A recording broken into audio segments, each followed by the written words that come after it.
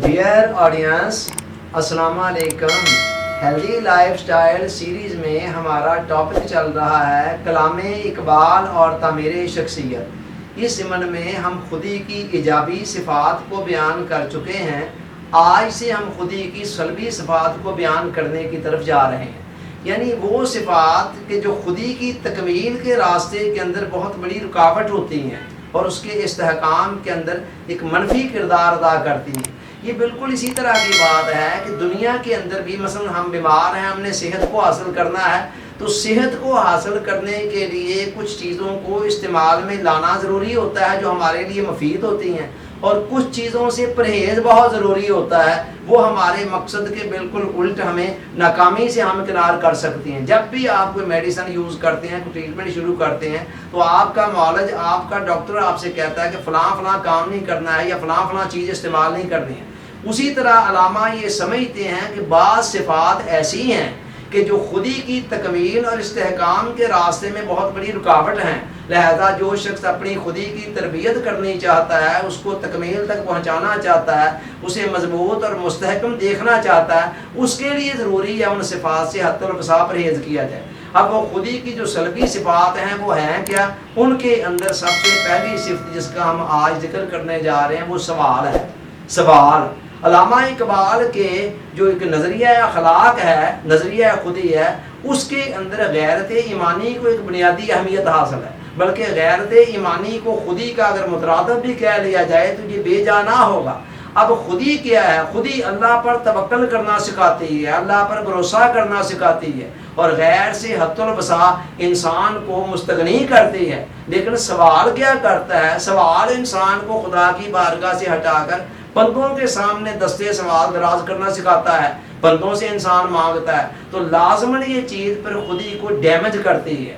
اور دیکھیں، غربت سے بھی، تنگ دستی سے بھی ایک درجے کی ذلت بعض اوقات آتی ہے۔ عام طور پر وہ بندہ ماحول اور معاشرے کی نظروں میں عموماً گر جاتا ہے کہ جس کے پاس غربت ہوتی ہے، مسکینی ہوتی ہے، بے بسی ہوتی ہے، لاچارگی ہوتی ہے، مگر علامہ یہ سمجھتے ہیں کہ جو خودی ہے نا، یہ سوال ہے، یہ خودی کو اس سے بھی زیادہ ڈیمیج کرتا ہے، یہ اس سے بھی زیادہ انسان کو ذلیل کرتا ہے۔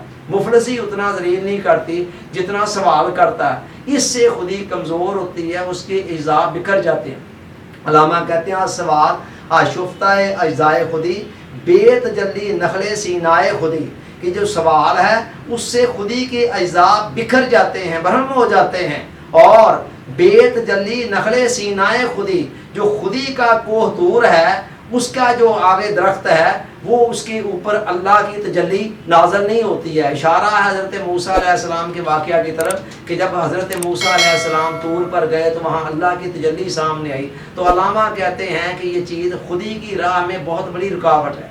علامہ اقبال ہر اس عمل کو جو انسان کی خودی کو کمزور کرنے والا ہو، اس سے موت کو ترجیح دیتے ہیں۔ وہ تو ایسے رزق سے بھی مر جانے کو بہتر سمجھتے ہیں کہ جس سے انسان کی خودی کی پرواز کی راہ کے اندر رکاوٹ بن رہی ہو۔ کہتے ہیں طائر لاہوتی، اس رزق سے موت اچھی جس رزق سے آتی ہو پرواز میں کوتاہی، جس رزق سے تیری پرواز میں کوتاہی آ رہی ہے، خودی کے استحکام کے اندر رکاوٹ آ رہی ہے، ایسے رزق سے مر جانا بہتر ہے۔ پھر علامہ اقبال کے نزدیک سوال کا مفہوم بہت وسیع ہے۔ وہ خالی زبانی کلامی مانگنے کو سوال نہیں سمجھتے ہیں، بلکہ ان کا یہ خیال ہے کہ خام خواہ بلا وجہ چھوٹے چھوٹے معاملات میں دوسروں کا احسان لینا اور دوسروں کے مرہونے منت ہونا، یہ ساری صورتیں بھی سوال کی ہیں، ان سے بچنا چاہیے۔ اور علامہ تو اس سے بھی آگے بڑھ کر دوسروں کے خیالات اور افکار اور تخیل کو سامنے رکھ کر سوچنا اور خود کوئی غور و فکر کر کے کوئی رائے قائم نہ کرنا، اس کو بھی سوال ہی سمجھتے ہیں۔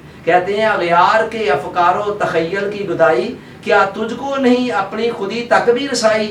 کہ غیروں کے خیالات کو سامنے رکھ کر سوچ رہا ہے اور اپنی ذاتی تیری سوچ ہی نہیں ہے، تو کیا تجھے اپنی خودی تک رسائی نہیں ہے کہ تو ایسے کام کر رہا ہے؟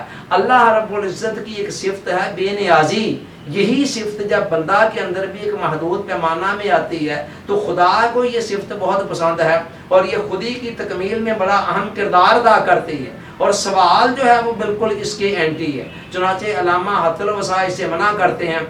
حضرت عمر رضی اللہ تعالیٰ عنہ کا ایک واقعہ ہے کہ ایک مرتبہ اونٹ پر بیٹھے ہوئے ہیں, ان کا چابک نیچے گر پڑا, تو بجائے پاس کھڑے بندے کو کہنے کے خود نیچے گئے اور نیچے اتر کر پکڑ کر دوبارہ بیٹھ گئے. علامہ اس کی طرف اشارہ کرتے فرماتے ہیں کہ خود فرودا از شتر مثل عمر الحضر از منت غیر الحضر, اے بندے حضرت عمر علیہ السلام کی طرح اپنا چابک پکڑنے کے لیے خود نیچے آ, اور غیر کے احسان سے جس حد تک بھی ممکن ہو سکتا ہے بچ.